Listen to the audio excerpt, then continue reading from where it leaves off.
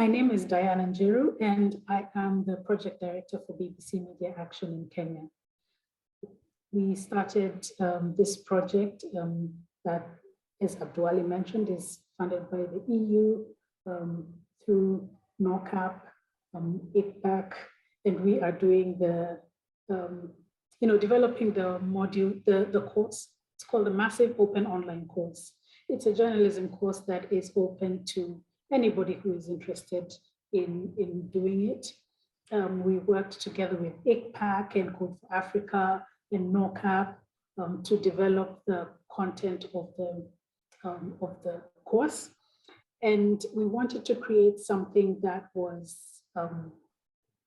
simple, easier for journalists to understand, because as journalists, sometimes we struggle to understand the technical language that is used by scientists. So we felt that, simplifying the language and making it more digestible for our audiences would be great. Before we start demonstrating, I would request Abduali, if you feel that I'm running out of time or moving too slowly, please feel free to interrupt me so that I can cut off and we move to the next section, because I know we have a lot to cover and we are behind schedule.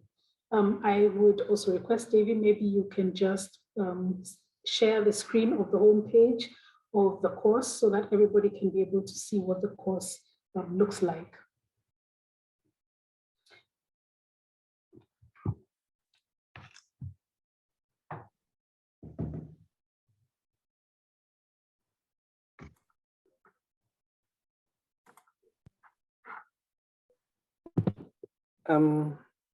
Abduali, can you give me the rights to share, please? Yes.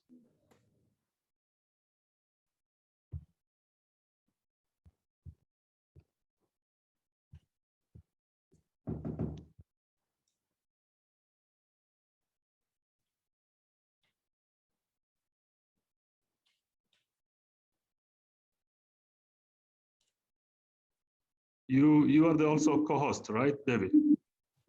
I'm kind of struggling to.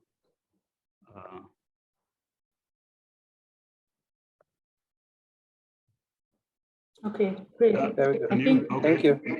You're good. Yeah, I think we can see it now. As you can see, it's a course called Reporting on Climate Change. Davey, maybe if you can go down a little bit. You see this module is open to the public and you don't need to log in. So you can see the red button there that says go to modules.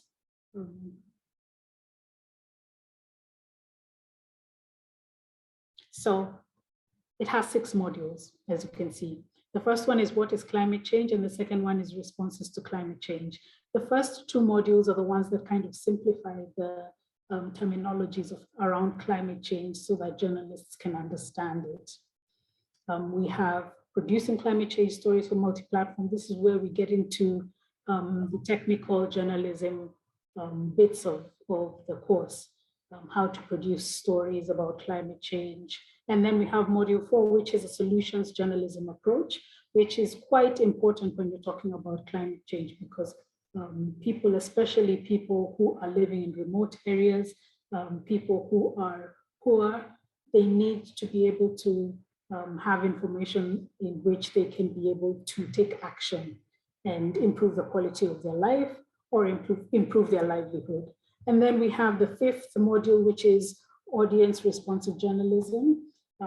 It's really important to make sure that you engage your audiences. The main reason why you want to engage your audiences is so that you can get feedback on how your programs are being received by your target audiences.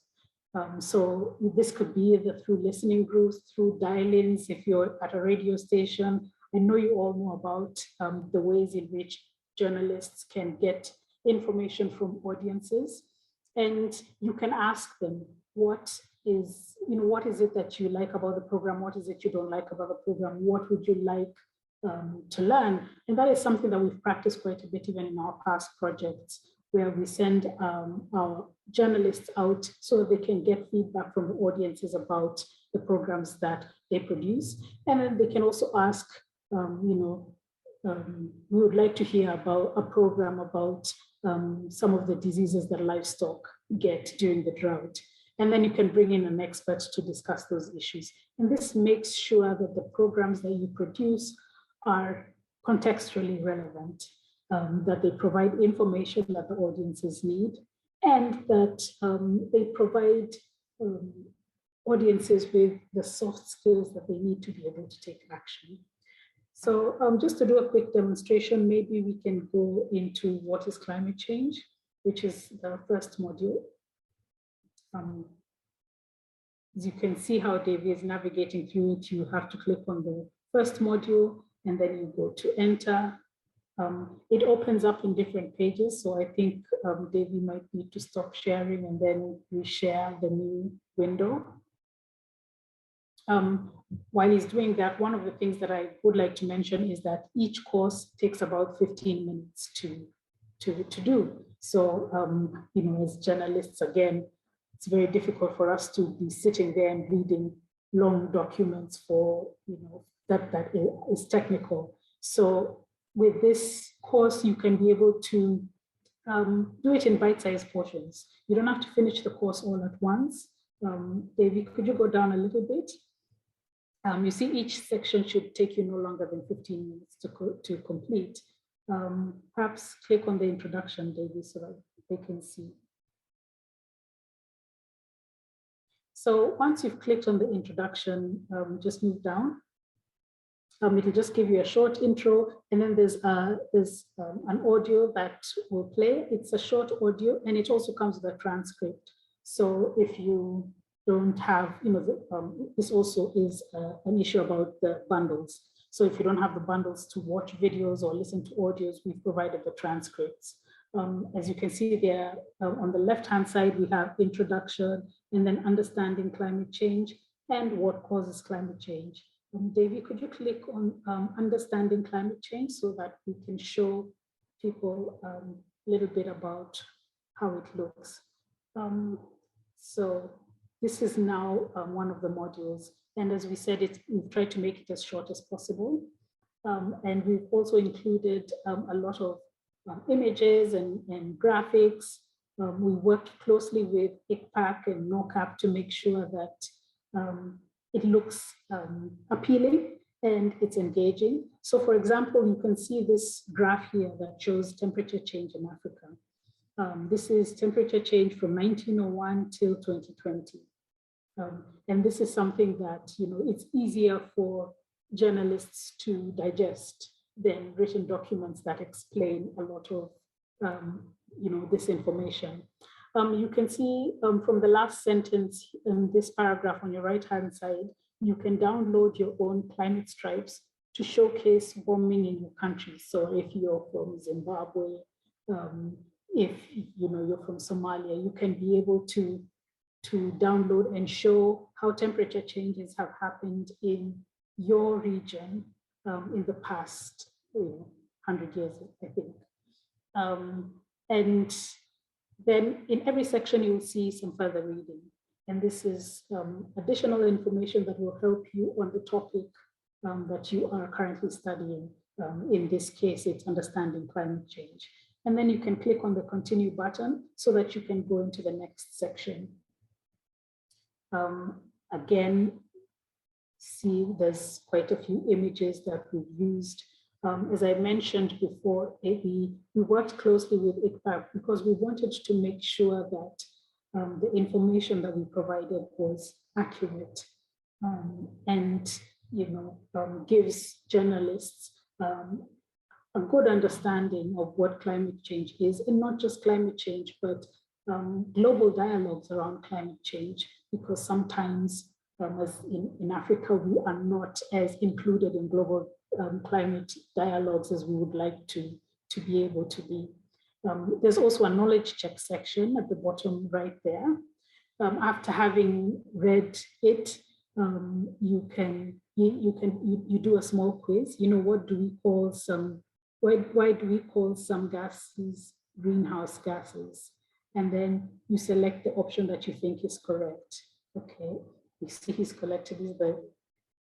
And then it gives you the answer. Davey, can you just go to take again and show what will happen if you choose the wrong answer? So if you choose the wrong answer and you submit, it will show you incorrect, but then it will give you the correct explanation so that you can be able to learn. Then click on continue. Again, there's a further reading section. You can, click on these links and learn a lot more. These are, very informative links. And I'd just like to point out that if you look at the second one, we have Net Zero Explainer and Solutions to Net Zero. These are videos that we produced together with ICPAC, and we asked Linda Ogalo, who has been, very instrumental in the GACOF, to explain some of these terminologies that we know journalists have challenges understanding, like net zero. Davey, you can continue. Most of the videos you will see are quite short videos. They don't take very long to read. There's lots of images. We've tried to make the language very easy. See, there's a video there that you can play on YouTube. And like we mentioned, if you don't have enough bundles, you can read the transcript. So Davey, in the interest of time, can we go back so that we can maybe show them a little bit about one of the production modules?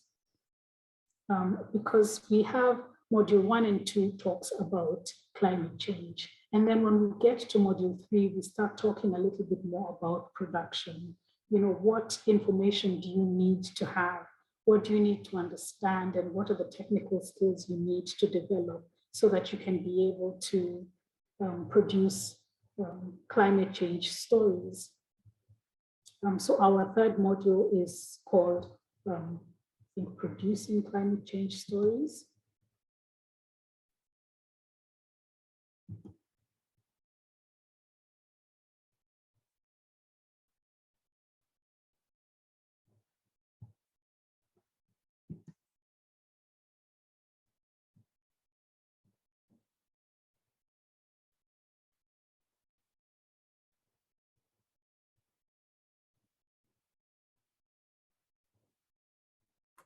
Can you see it on your side, Anna?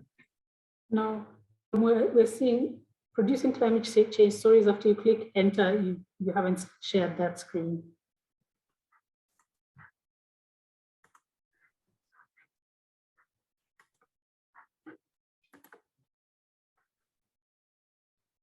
Yes, now we can see it. So Producing Climate Change Stories for Multi-Platforms.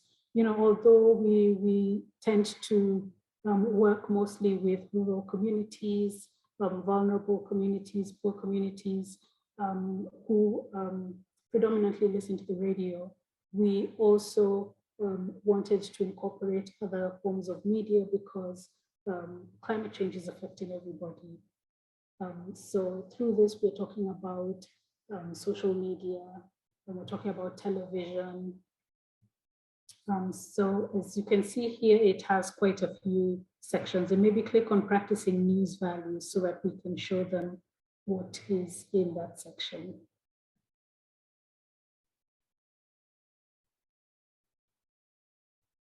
Yeah, go down. So, for a story to be newsworthy, it must meet at least one of the following 5 criteria. So here we have the 5 criteria. And if you want to be able to see what it is, you click on the buttons to explore each criteria. So for timeliness, for example, once you click on it, it opens and tells you this is information that is current and of immediate importance to your target audience. It is news because the information is new. Can you go to relevance, for example? This is information that will help your audience make an informed decision about something of importance to them. For farmers, a looming weather event is critical. For job hunters, news about employment opportunities is relevant. For people who run a business, news about new taxes or government business policy is relevant. So this kind of gives you an idea of how different audiences require different types of information. And so you need to tailor your information to who your audience is going to be. And then at the bottom of this section, we have a story idea. You find out about a scientific discovery, about a new form of crop farming that would be useful to your audience. How would you cover this so your story has a news angle? So journalists can look around their communities and see if this is something that they can be able to work on. You can link up with other journalists and see if you can do a story about it.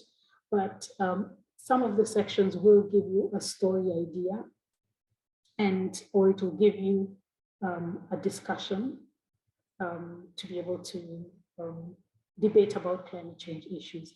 Then can we go to innovative social media formats?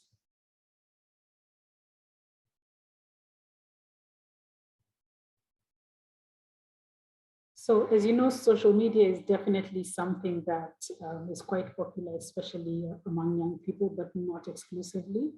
Just keep going down so that we can show. So here we have examples. These are videos, for example, this post by BBC Africa, so we go down a bit. It combines, up. Yeah, that one, Hilda Flavia Nakabuye. So we give examples in this course so that you're not reading the whole time. Sometimes you're watching a video clip, sometimes you're looking at a picture, sometimes you have a story idea so that you can be able to discuss it with people. Sometimes you have a discussion. So we are really trying to make it as interesting and engaging as possible. Just keep going down, please.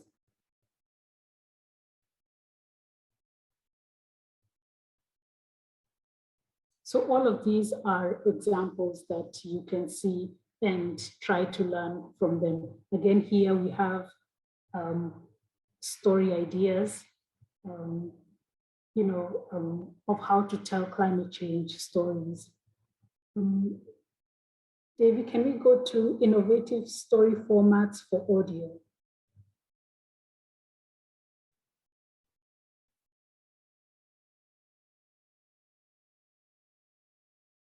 Okay. So here you can see principles of great audio content. Again, we have these buttons where you can click. For example, can you click on write how you speak? Because sometimes for journalists, reading out technical information, it just, it doesn't come off very well. So here, when you finish writing your script, read it aloud to yourself. Are any of the phrases awkward or complicated? Rewrite them in conversational language. Have you used any subjective clauses like this one right here in the middle of your sentence? Remove them and use them in the next sentence.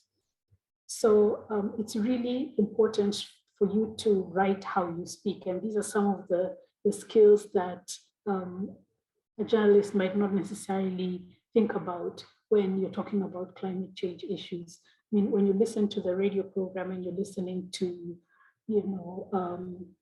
a traffic show, music show, there are usually maybe two presenters who are having a conversation. But a lot of the times when you're given a press release to pass on climate information, journalists don't understand it, so they will just read it exactly as it is. So it's really important to be able to write how you speak. And then can we go to the second one, use descriptive language? And this is particularly important for radio because when you're talking about television, you might not necessarily have to describe what's going on, but radio doesn't use pictures. So you have to use your language to create a mental picture for your listeners. Talk about the area where you are, for example, at the lake or at the forest, describe the scene you are seeing, mention the colors and the landscape, use examples that make sense to your audience, rather than technical details. So here is one example. The reforested area is the size of Nairobi or Kampala or Dar es Salaam. That's easier for your audiences to understand than using words like the reforested area is nearly 700 square kilometers in size. I mean, I couldn't even tell you what size that is. But then once you've told me that it's the size of Nairobi, somewhere I've been, or Kampala, it's somewhere I've been, I can be able to contextualize it or put it in my mind. JV, can we go to the complete bottom?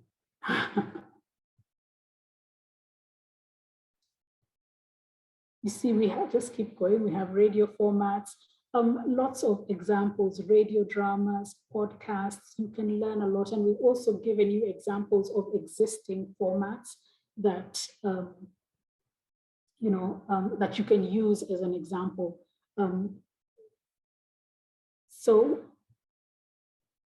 Sorry, David, just keep going to the bottom to where you, yes, you have completed. Can you click on continue? So once you finish, it takes you to the next section.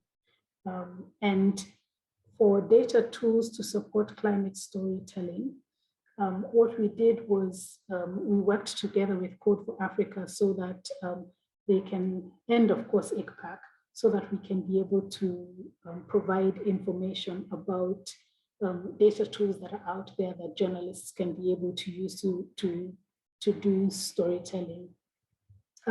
Yeah, can you stop there at that flourish and move the slider? Is that possible to move the slider in the middle of the picture?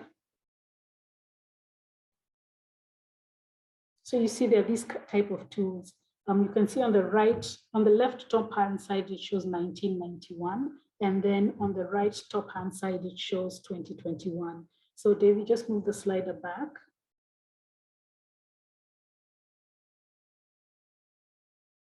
So you can see the difference.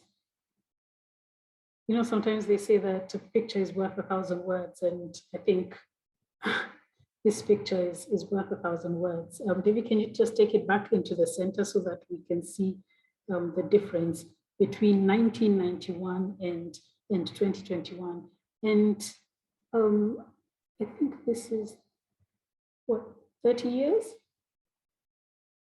And one of the journalists, in fact, it was Albert, I remember, who was saying that,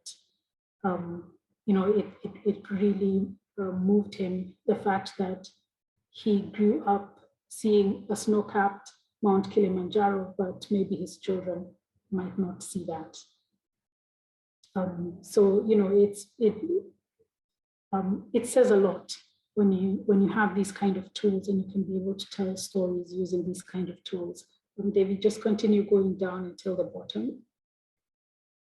So there are a lot of other data tools and that you can be able to use so that you can be able to understand the impact of climate change in the past, and so that you can also be able to understand what's going to happen in the future. Okay, once you have reached the end of the module, this is what you see coming up. Thank you. You have reached the end of the module on producing climate change stories for multi-platform. And then you can request proof of completion of the module by clicking on your certificate button.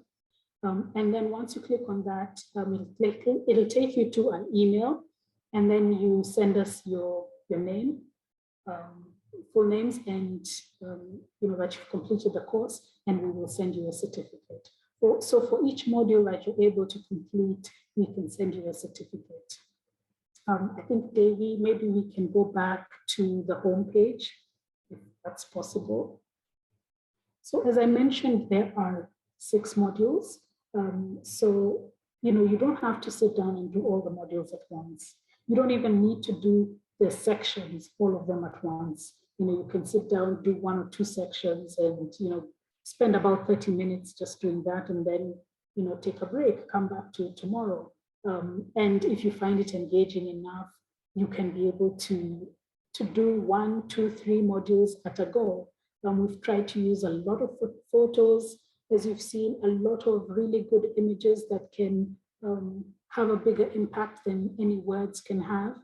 And also tried to simplify the information, tried to provide you with further reading areas and story ideas and discussion points for you to discuss with other journalists or other scientists.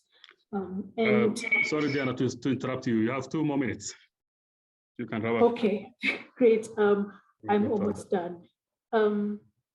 So one of the things that I would encourage you to do is, as you go through this module as journalists or communications people, and you have story ideas and discussions, work together with the scientists so that you can make sure that the information that you're providing is accurate. You don't want to provide information to your audiences that is incorrect. And with that, thank you very much for your time and attention. Thank you very much, Diana. That was really impressive. I hope. One more thing, sorry, I forgot to say one more thing. This course can be done by phone or on your laptop. So you can be seated in a bus, on your mobile, on a plane. You can be, on the laptop. Yes, we've made it very versatile.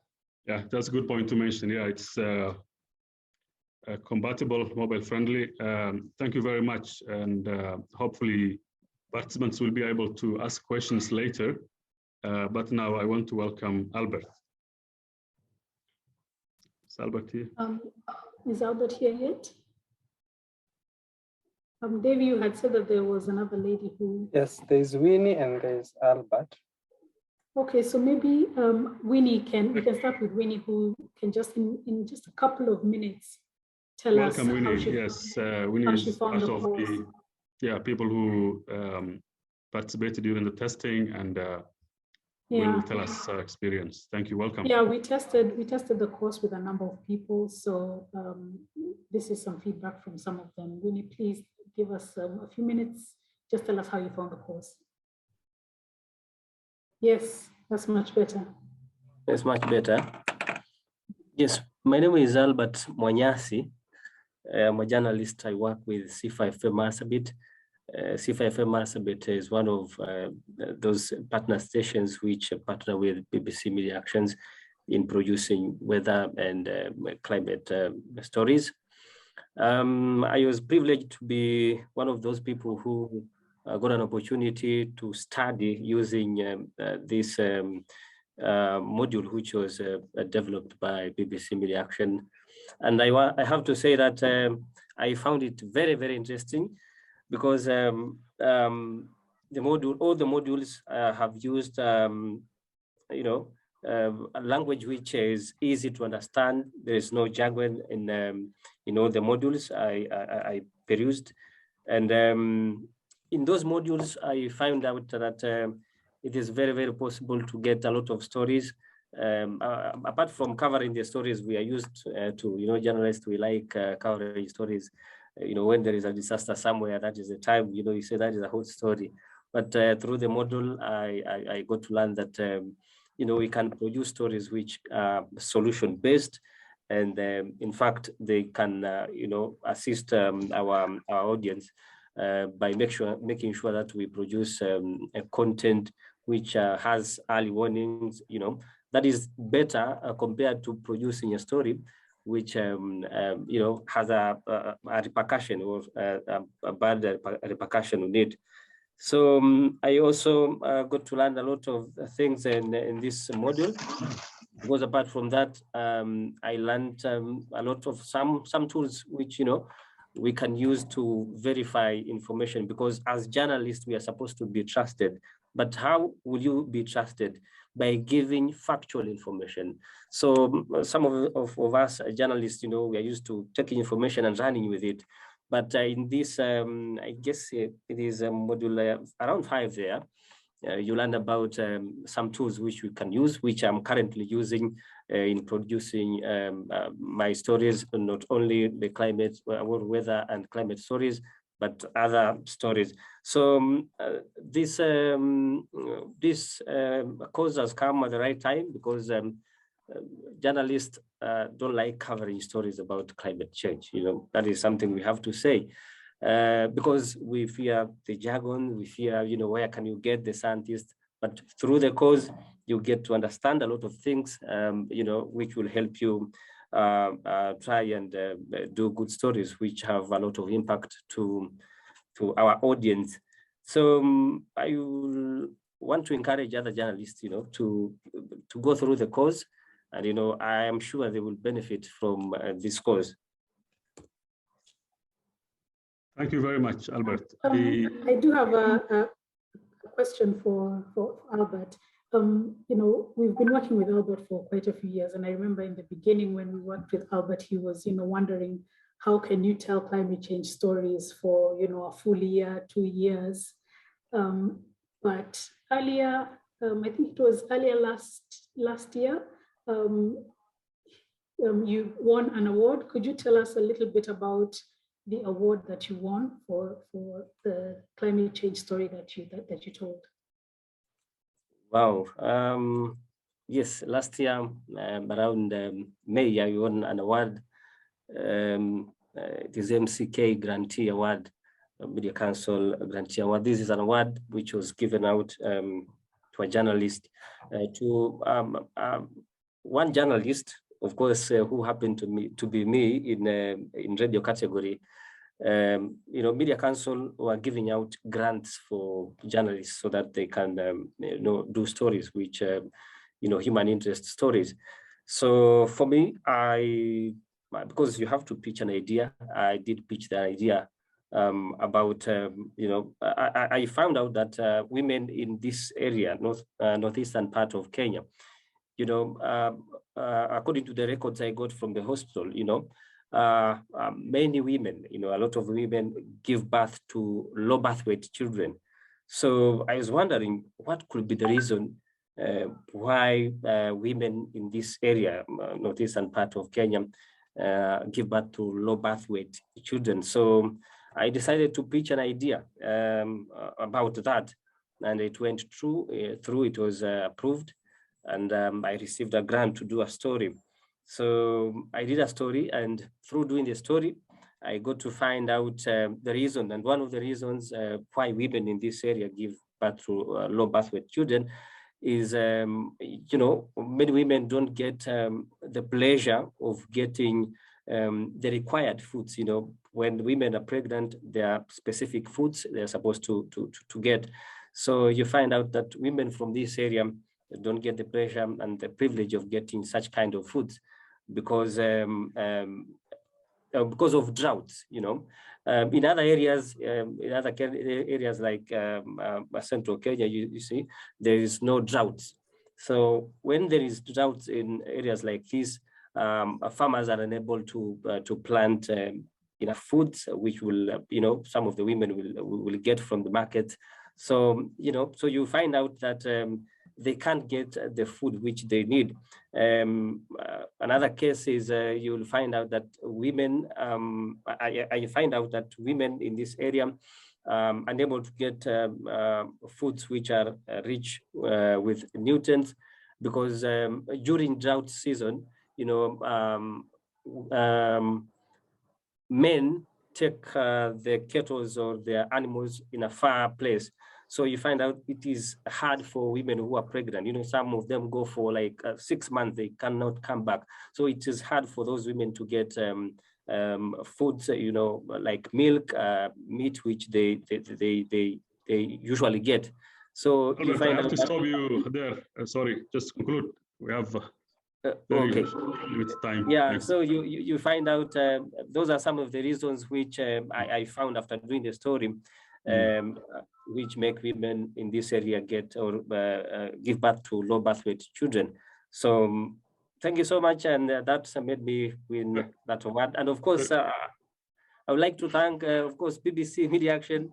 They are the ones who helped me in training. They trained me how to pitch stories, and I'm sure through the trainings which I got from them, contributed in me getting this awards and, of course, doing good stories. Thank you so Very much. interesting story. Very interesting story. Thank you very much. We wish to hear more about that, and congratulations to that. Now I would like to call Winnie for 3 minutes, and then we get to see the movie, the film. Winnie, are you with us? Thank you very much. Albert, is Winnie here? I think we can, we have 2 more minutes to spare. Because I just wanted to, just in case Winnie is unable to speak, you know, Albert's award was the Radio Journalist Award of the Year. And I just wanted it to, you know, be a testament that for a lot of journalists that climate change journalism is a career path that they could pursue. There are not that many climate change journalists across Africa. And, you know, it's something that is really, really needed for audiences to be able to understand the information. We are also translating the course into Swahili. We've just started translating the course into Somali. And we are in talks to translate the course into Arabic with our Tunisia office. We definitely want you to share it widely. I'm also part of a network called the Resilient 40, which is a network of climate activists across Africa. I did a similar presentation for them just a few weeks ago. They're very interested in taking the course.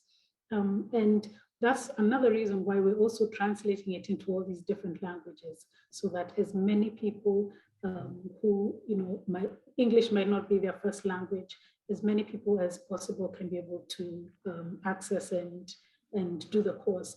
And we are continuing to fundraise so that we can be able to translate it to very many languages, because we would like it to reach across Africa so that any journalist with the passion for addressing climate change can be able to use it. Thanks, Diana.